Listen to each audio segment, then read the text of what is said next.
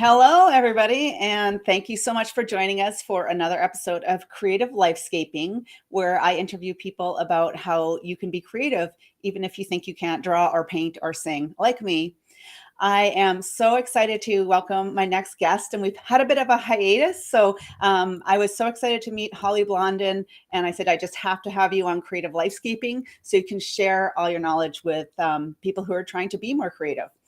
So Holly has a professional background in both creative industries and business. She combines her experiences to help bridge the gap between creative and business mindsets. She's dedicated to helping creatives and non-creatives build a common creative language. Holly has taught strategic design at Parsons School of Design while also developing creativity and innovation summer programs in New York for various entrepreneurship centers. Now she's in Barcelona and so exotic and exciting. She has the pleasure of working with scientists and students studying culinary arts, fashion, and business in such institutions as Culinary Institute of Barcelona, Barcelona Institute of Science and Technology, and IED Barcelona. She can correct me. I think it should be Barcelona. I'm not sure if I'm saying that right. Holly advocates for literacy and arts education. She loves to dance. Me too. Read from her treasured library, write, and tend to her cactus garden. So please welcome Holly. Hello, Caroline. Hello, everyone. Thank you for that lovely introduction and for having me here. I'm quite delighted to be here today. So thank you for having me. Thank you. Thank you so much. And, you know, Holly, when we talked, we could have talked for hours when we first met over LinkedIn, so when people diss social networks, I just think, well, maybe you're not using it right. I've met some amazing, like, how would we have ever met otherwise? You're in Barcelona. How do you say it truly? Is it Barcelona? Well, people here say Barcelona, see. So how would we have ever met otherwise? And we talked and we could have talked for hours. But one of the things I thought would be great for you to come on Creative Lifescaping is traditionally I interview people who are in non-creative roles and find out how they use their creativity to make their life better at work and at home. But you've done the opposite. So tell me a little bit about your creative journey and what prompted you to pursue your MBA and to integrate arts and business. And then we'll start talking about the creative types. Okay, sure. I'll try to make a long, juicy story short. So I was lucky enough that I'll say, born into creativity. My parents are both very creative, and so my creativity was always nurtured. And from a very young age, I explored my curiosities through the arts. So I always say that the arts shaped my life. Now, as I'm older, I look back and say, did I shape my life through the arts? But I danced from a very early age. I took dance classes. I got into theater. I loved writing. I was also, I will say this, I was a very shy, introverted kid. So for me, the arts really helped me to connect with other people. And then it just turned out that I enjoyed all of those things that I mentioned. I got my BFA in musical theater performance, and upon graduation, I got on a bus with $800 in my pocket and a suitcase. I traveled 15 hours to New York. Wanted to try to make it in the Big Apple. So I did that for about 6 years with some success. And then something that I'd wanted to do before doing the performing arts professionally was advertising. And so I made my way into design through that, and I opened a greeting card line. That was my first taste of business and also my first big failure. Which part of creativity though, right? Yes, that was my first entrepreneurial venture. And, I actually had someone who wanted to invest in my greeting card line. And I learned a lot about what I didn't know about business. And that was really why I went to get the MBA. So that failure led me to, I wanted to gain business knowledge. And I guess also I wanted to kind of try to turn my life around maybe, and all the stereotypes they say about starving artists I felt were true at the moment. So I went and got the MBA. So was it prompted by a desire to have more stability? Because it sounds like financially it's a struggle for artists, right? Like you said, the starving artists. So is it prompted by partly that, or just as you got into your business, were you starting to realize there was so much to learn if you wanted to do it? Like, tell me more about what that means to you. Yeah, sure. Well, I think what I understand now, if I could go back and tell my younger self then, I think I was, and I see this also in entrepreneurs and artists, being emotionally driven and connected to your ideas and your projects, and not necessarily having a level head about it, or, being responsible, or in business, really looking at that bottom line. You go in with all this passion, and people tell you, live your passion, do all these things. But that kind of only goes so far.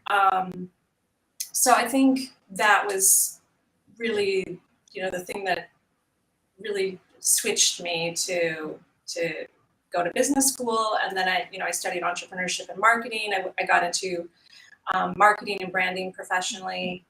I loved that, but not as much as I thought I would. When I moved to Barcelona in 2013, I actually found myself in entrepreneurial circles. So that was really where I wanted to be, and I had a marketing director job at the time, and I really got an entrepreneurship 101 European style, because I was working at CEO Collaborative Forum, so I got to meet CEOs from SMEs here in Europe, and that was kind of like business entrepreneurship 101 Europe. So I learned a lot about international business through that. And yeah, it must be. I'm assuming it's quite different than American business, so it would be. Yes and no, but yes, culturally speaking, yes, how you approach things, definitely. Yeah. And I'm going to show Holly's website here. So Holly's website is hollyblondin.com if you want to check it out. And it truly does highlight your skills in marketing and branding. It's a beautiful, beautiful website. So, learn more about Holly there, but also just check it out as a beautiful website on what beautiful design looks like. So, okay, so thank you for that kind of journey into what. So tell me just a little bit about what you're doing now, and then we'll maybe tell us about we'll go into the creative types. Yeah, so I mean, just like anything, I guess things happen by accident, or they happen through LinkedIn. I will plug LinkedIn. I also love LinkedIn. I've met amazing people there too, and I got asked to teach at Parsons, and so I was doing strategic design, and I got into the design field, and so that's when I started teaching methodologies like futures thinking, design thinking, of course, storytelling, which is something that comes from my theater background. So those were some of the methodologies that I've been teaching over the course of, I don't know, the past eight or so years. And I've been designing my own methodologies around creativity. So now my main focus now is really helping people develop their own creative practice. Mm-hmm. I think that's, when we talk about creativity, it's really the action of being creative and the practice. That's really how we, quote unquote, be or become creative. I mean, I know we'll talk about that a little bit later, but yeah, so that's what I'm doing mainly now. I'm going into organizations, various schools, in addition to Parsons, and teaching different creative methodologies. That's great. I love that. And do you teach a variety of disciplines? So it sounds like you teach to creatives, but also to scientists and people in a more kind of traditionally non-creative role. Is that right? Absolutely. Sure. I liked the way you said creatives and non-creatives. I always put them in quotes because I think we all have creative capacities. Are we all creative? That takes work. So we can, talk about that a little bit later. But yes, fashion students, design students, entrepreneurs, business students, different organizations. So all contexts, and scientists. Yes, of course. I work with scientists. So tell me about, so you have these three creative types. So is this what you've discovered working with people over the years? Tell me a little bit more about these three creative types, what they are, why it matters, and what people can do with knowing their creative type. Okay. So yeah, I came up with these titles myself over the course of, everything that I've talked about in my own journey as a creative and working with creatives. So not just teaching or facilitating coursework, but also in collaborations with entrepreneurs, designers, artists, etc. So the three creative types that I have here are idea makers, Okay. makers of ideas, and idea implementers. I'm typing these in the chat. Idea makers, makers of ideas, and Idea implementers. yeah, implementers. And Well, I I'm use not that. That's the one, you know, a lot of people say they aren't, but I would beg to differ. But I mean, you know, they just, like, again, just need some practice. But before I explain some of the, you know, the strengths and, let's say, challenges that each one of these types have, I use the word idea, not meaning necessarily products and services, although it could be, but more about thought and concepts. So just to kind of wrap your head around that when we talk about creativity, I know a lot of people attach ideas and ideation. That's you attach that to creativity, and in teaching design thinking, I found that people, you know, they love ideation, or they think they do. And there's lots of methodologies for coming up with ideas, but you know, some people are good at that, some people aren't. But you know, these makers of ideas and idea makers have a big role in bringing ideas to fruition, and I think they get left out a lot. So we can talk about these three types, and I'll invite everyone to think about the one that you think fits you the best, but also to look into each one and think about, you know, parts of yourself that are in each one of these types, and maybe things that you can improve, or you can collaborate with people unlike yourself. And I think that's really important as we talk about these. So Yeah, we have a comment here from Michael. Hi, Michael. So nice to see you here. Michael says those resonate with me. I hear clarification, transformation, and implementation. Nice. Yes. Yes, Michael. That's so awesome. How would you find out what your type was?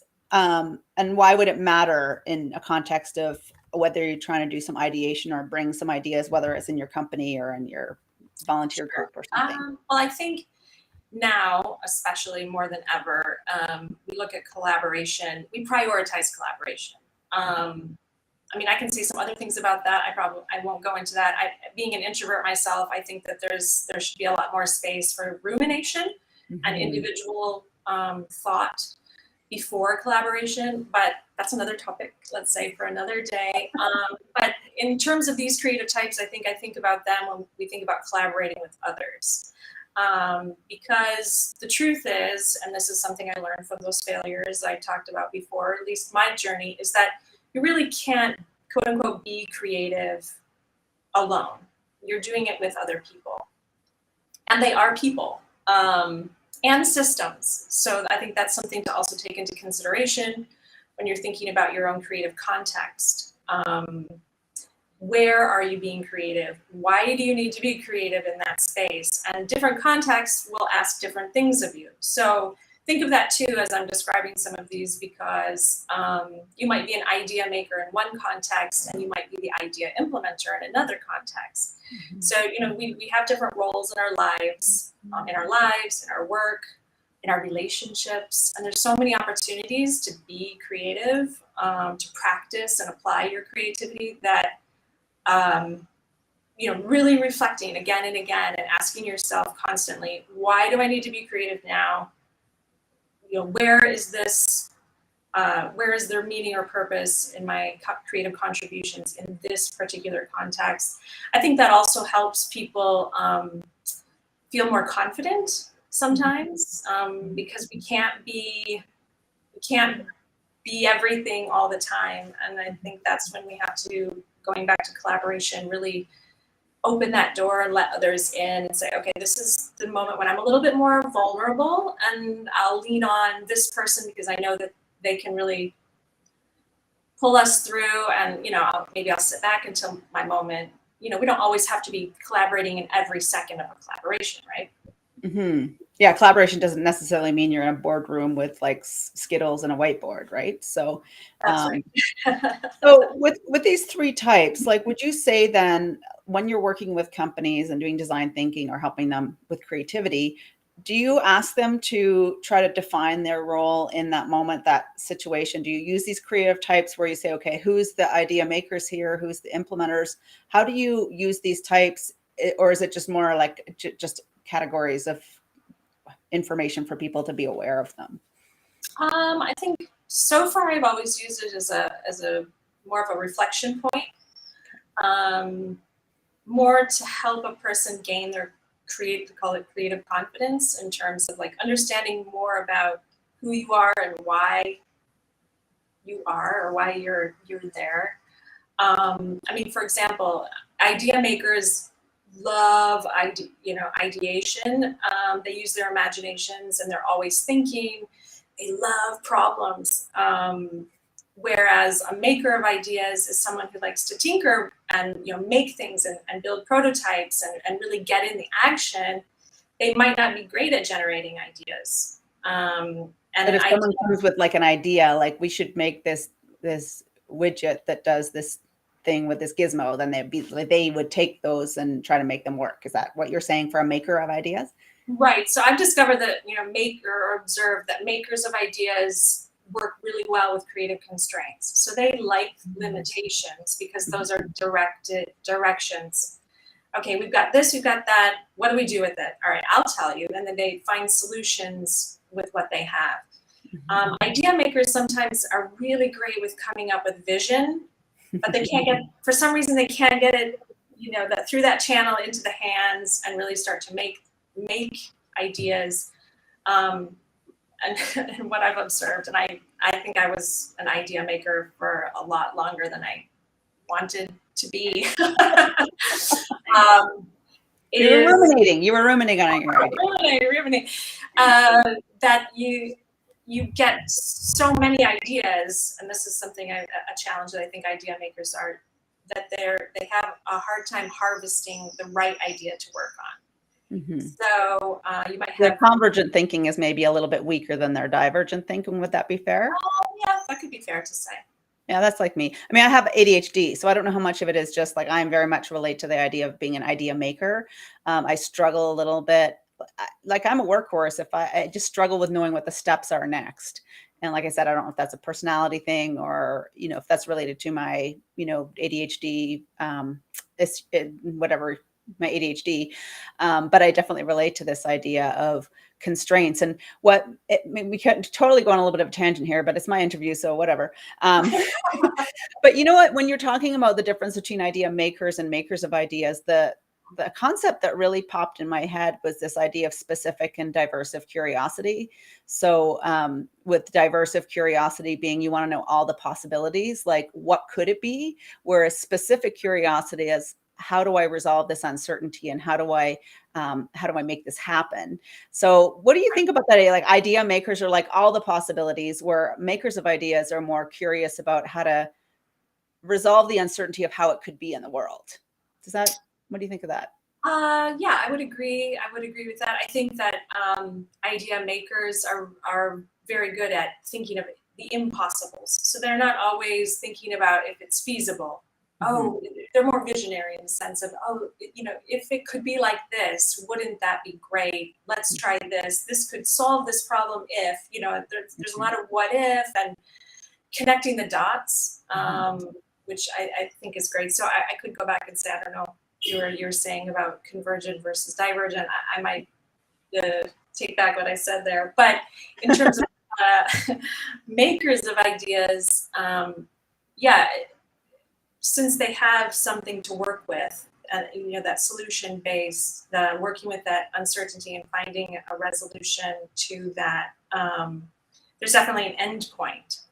Now, the challenge then, of course, that makers of ideas often have is that they don't know how to implement those ideas. Which is where we come into idea implementers, which is the third type. That's right. And so Idea implementers are usually big picture thinkers, strategists. They see all the moving parts. They're great with people. They want to connect ideas to the world. They want to see them live and breathe.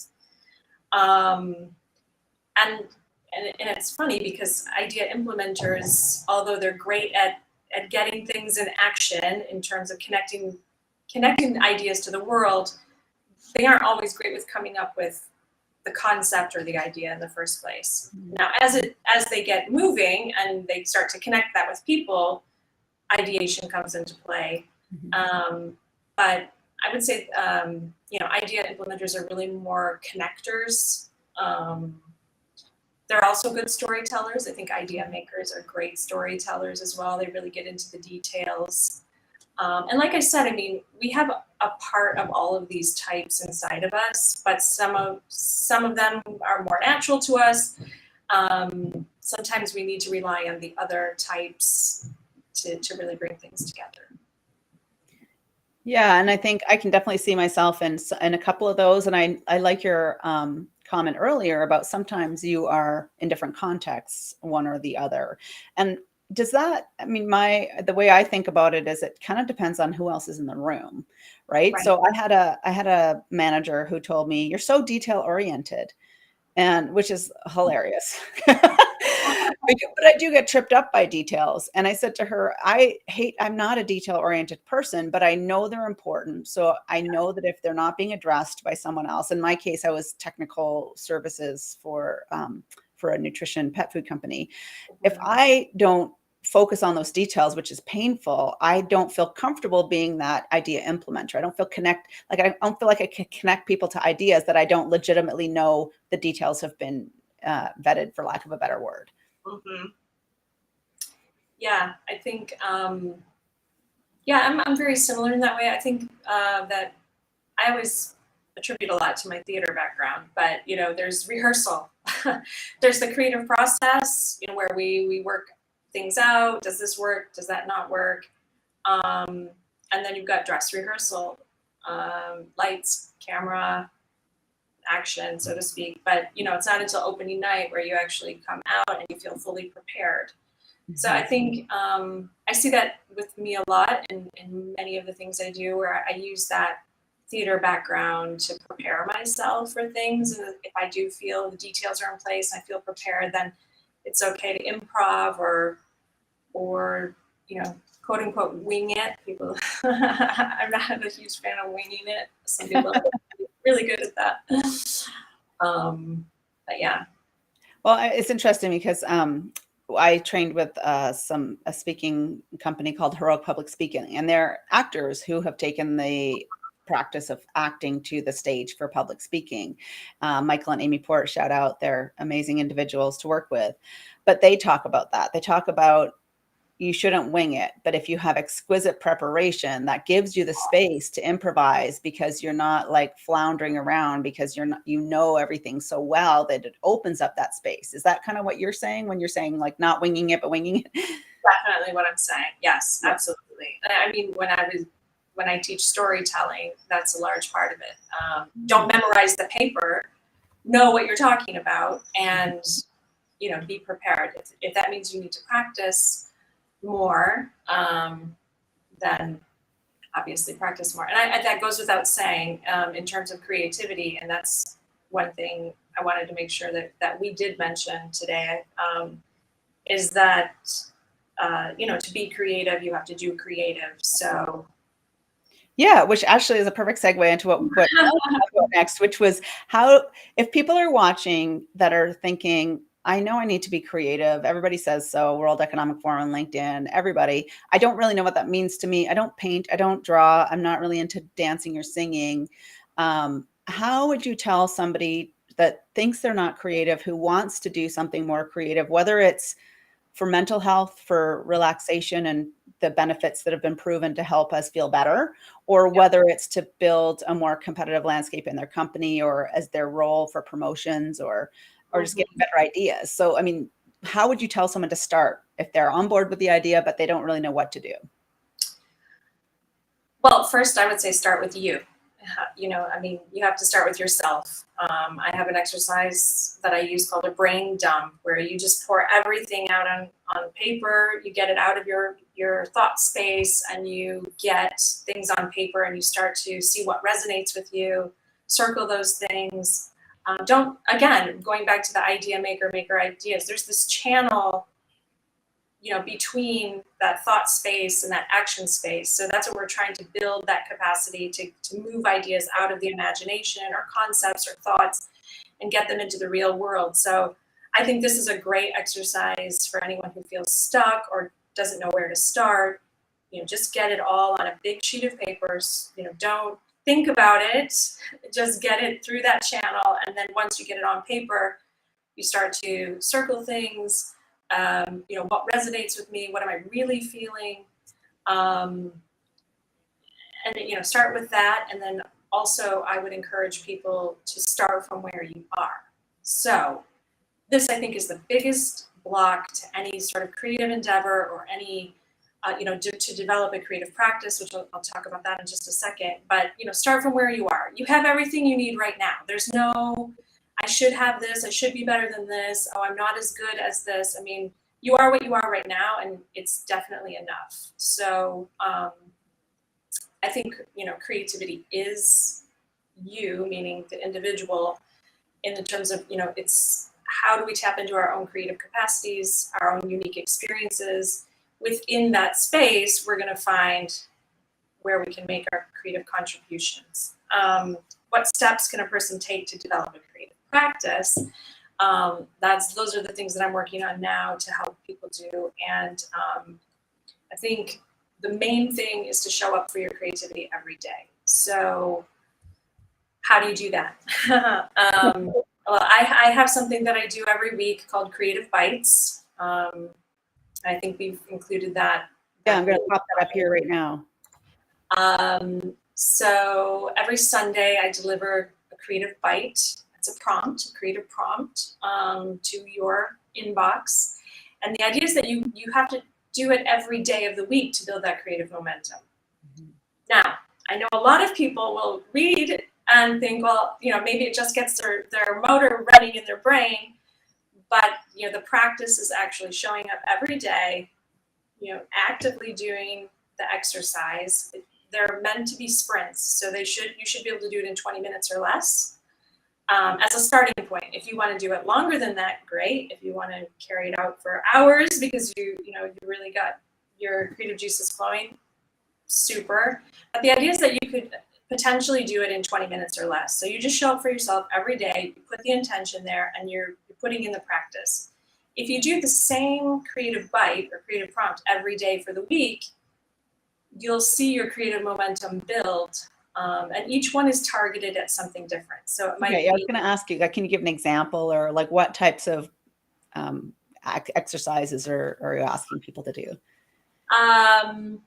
So a recent one that I just launched was you find an object. So I'll just pick up anything on my desk here, like a chapstick.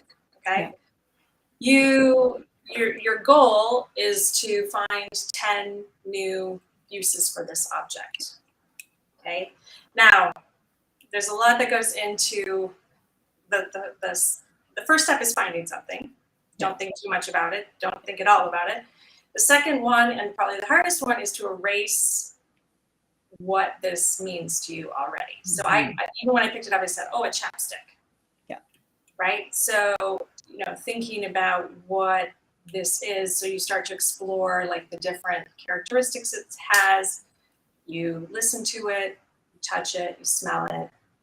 I mean, if it's possible, maybe you taste it. You use your senses to explore the object, and then you access that imagination space and you start creating new ideas for that object.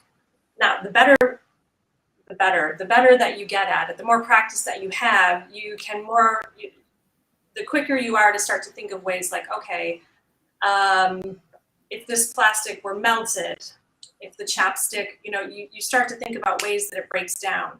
Mm-hmm. That's one example. Not just that it only has to be as it exists, as a tube, mm-hmm. As it rolls. So you start to see it as a pile of materials as opposed to, what it does already. Yeah, like individual components. Right. Yeah. That's one example. Yeah, and actually it's funny because what you're talking about is the assumptions. Like I have this clip that I got out so for paper. But I love the study they did with, I think I read it in the Carol Dweck mindset book. And they had groups of individuals and they asked them to build the tallest tower. And they had like architects and engineers and lawyers. And the lawyers just argued about who was in charge the whole time, and kindergartners. And the kindergartners built the tallest tower. It was not structurally sound, but it was like dried spaghetti and marshmallows. Have you heard this story? The spaghetti challenge, or people call it the marshmallow challenge, the spaghetti challenge. There's lots of different names for it, but yes. Right. Yeah. So apparently the kindergartners built the tallest tower, because they didn't worry about failing. Their spaghetti broke and they just kept building it. They didn't know what a building should look like or the rules around structural integrity. And one of the key things for me is they asked for more spaghetti when it broke. So all the other teams were like, oh, our spaghetti broke, but they didn't ask for more. They weren't told this is all the spaghetti you get and you can't have any more. They just made an assumption about that, just like we make an assumption about the properties of something that, we can't see other uses for. So, so I love this idea of like pausing our assumptions about something and that's an active practice. Well, and I think too, one of the main things in having a creative practice is that you're exploring your own creative process. So letting go of performance and letting go of outcomes. I think this is the main thing to think about when you're doing any of these activities is, in our jobs, we have a lot of performance anxiety because someone says, we've got to increase this by that. We need this by then, you have to work with this person needs you, you've got a million emails going. And there's this pressure to perform, to have security, hold your position, hold your status, keep your security, right? Where a creative practice it belongs to you. So there are no rules. The only rule is show up. And if I had to give a second rule, it would be let it go. Let yourself enjoy the process. If you don't finish anything in 20 minutes, even better, because then tomorrow you pick up where you left off. So I think that's a part of the training and building that agility in our minds to work with unfinished anything, to be ready for that kind of the show must go on attitude. So when things go wrong, what do I do? And I think that's where a lot of the work that I'm doing, I think, comes into play when we talk about how can you use creativity in the work environment. I think there's a lot of myths, because there's a lot of, having been in the design field and seeing how design thinking is getting infused into business, organizations are acquiring design firms. There's a lot of talk about design and creativity in that way. And I think it's a language that people feel uncomfortable with because they feel like, I'm not an expert in that area. That's your work. I hear that a lot from creatives that the quote unquote non-creatives will say, well, that's your job. And and they want people to get in the creative process sooner, but there's insecurity on both sides. So, the more that we can kind of break down those barriers, I think the more successful collaborations we'll have, the more I don't know, and let me teach you. That's for me what a true creative collaboration is. It's being vulnerable and open to exploring. So yeah, and I think what holds us back a lot is this idea that we're so driven by our evolutionary and emotional adaptations over the centuries or millennia, and how at one point fear of failure or feeling of exclusion from our group was actually going to kill us. So we also need to recognize that if someone doesn't like your idea, or if you write something privately in a journal that's kind of weird or out there, you're not going to die, but it feels like we are. Like we feel that rejection, like physical pain. Right. And when you're talking about this, like groups of like creatives and non-creatives, Yeah. it's also, going back to branding, like this is my brand. And, there is research in Jennifer Mueller's book, Yeah. Creative Change, how she talks about if a creative, like if I go into a board meeting wearing like a caftan and smelling like patchouli, and I talk about their profitability for Q3, like it doesn't match, like it doesn't match with our rubric about our expectations about the world. So there is this idea that someone unexpectedly starts talking about creative, that their ideas won't be taken serious. And conversely, if you have someone that's like, buttoned up suit and tie, very business, starts talking about creative ideas, they're not going to be taken as seriously as well. So I love this idea of like this cross pollination, if you will, or just this more integration, and trying to soften the boundaries of who we think we are and how we are defined at work and at home, and realize that I call it box sitting chicken. We're all sitting in these boxes, waiting for someone else to get out of their box and decorate it, or to do something different. And everybody wants to decorate their box, but nobody does it because everybody is so comfortable in these boxes that we put around ourselves, or we think other people put around us. And and I think that's maybe what you're talking about. Correct me if I'm wrong, but this idea of like trying to blur those edges a little bit so that we can all collaborate more effectively. Yeah, in working with scientists, I did a workshop. We were cross-pollinating disciplines, and one of the exercises that we did, that we wanted to start with, was to create a common language. So we use the word energy as something, to talk about in cross-disciplinary groups. Each person individually, and again, this goes back to what I advocate for. You give people time alone before you put them in groups to collaborate. So each person actually came up with their own definition of energy. They had an image to go with it. And then they shared those different definitions, and they could see maybe biases that they had against other disciplines, how open their brain to how other people are talking about like a simple word, energy. And in that context, science, to hear a physicist talk about energy, or a biologist, and we see that in every context. So, it could be a corporation, you've got the marketing team speaking with the financial team. So, the language that we use is really important. And even to use the word creativity, creative, design, working with designers, and especially design thinking. When I was working with graduate students at Parsons, the last thing before they were, leaving and graduating, they were like, well, how do I talk about design? There's just so many definitions of these concepts and words going around. And again, I go back to that. You've got to look within and kind of build your own ideas around it, and share those, and be open to the ones that you'll hear from other people, and find ways to connect. And I think that's what you were just saying. I love that. Yeah, the connection of creativity. And you mentioned that at the beginning about how creativity is an opportunity for connection.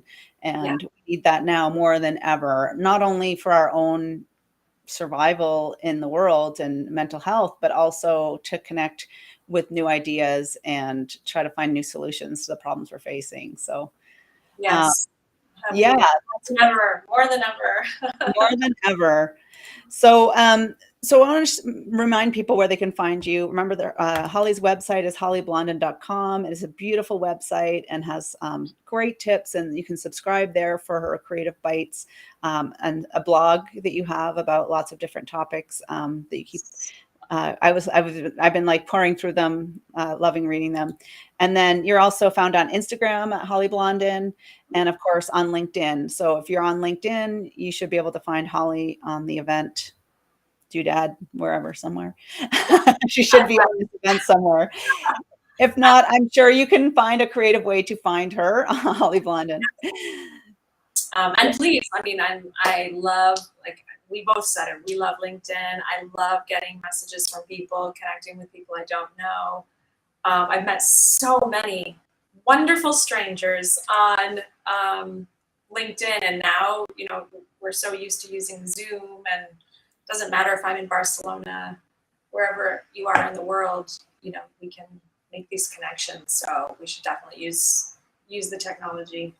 Definitely. Yeah. And that gives us more diversity. I mean, they talk about CEOs that have lived abroad have more creativity, and connecting with people internationally is a high catalyst for creativity. So go and connect with someone from a different culture or a different continent than you and ask some questions, and you might be surprised at how that helps you develop some creative ideas.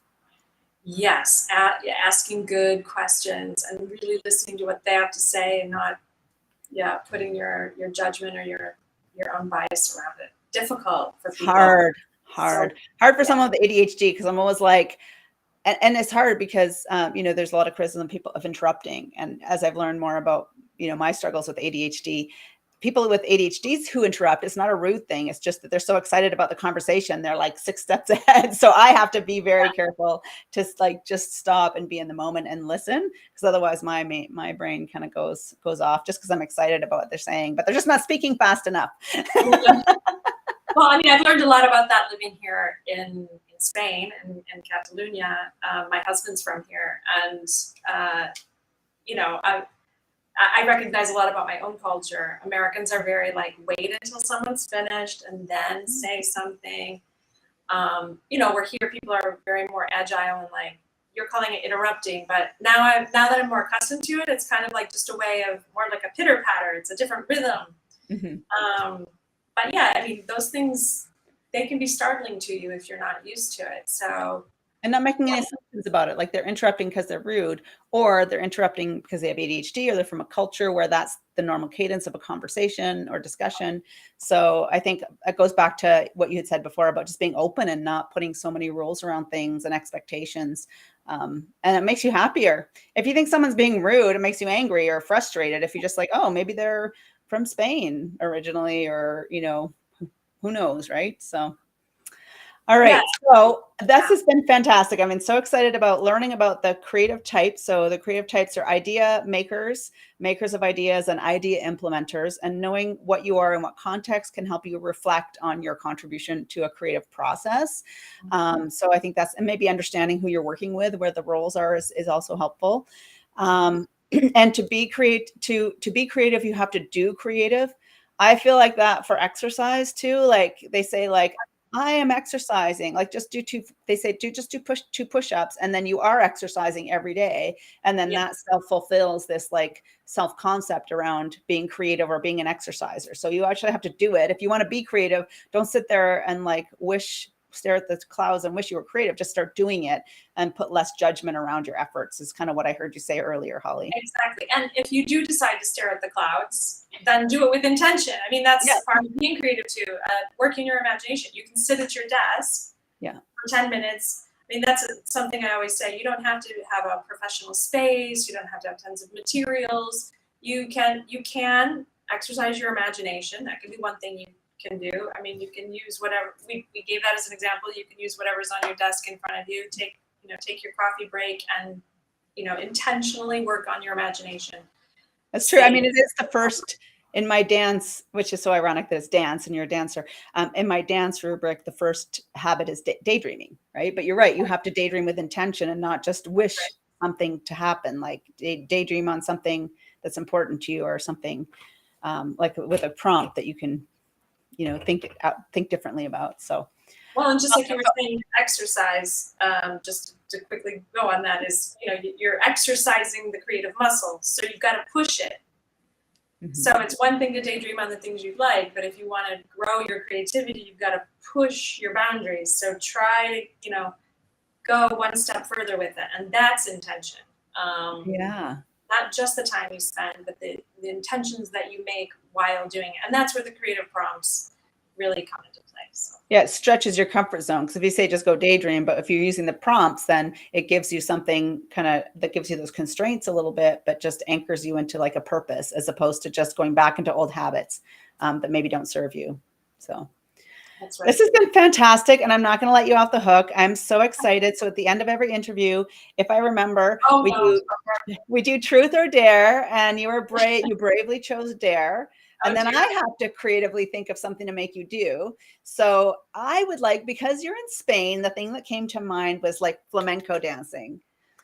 So I would like you to choose a song and like flamenco it with your hands and clap it out. Which should be easy for you. Don't look so agonized. I don't know. Well, you know, I will take it. I'll take it in my own version. I don't know if I can do any clapping. I was never really great with, you know, rhythms. But hey, reserve the judgment. No one's gonna do this kind of little. I learned that once in a flamenco class. Okay. Well, then you have to hum the song. You have to do a song. You either have to clap the rhythm of a song, or hum a song if you want to do something else. Like we need a song. Oh my goodness. This is my rule. I'm just making up as I go. Oh my goodness. Okay.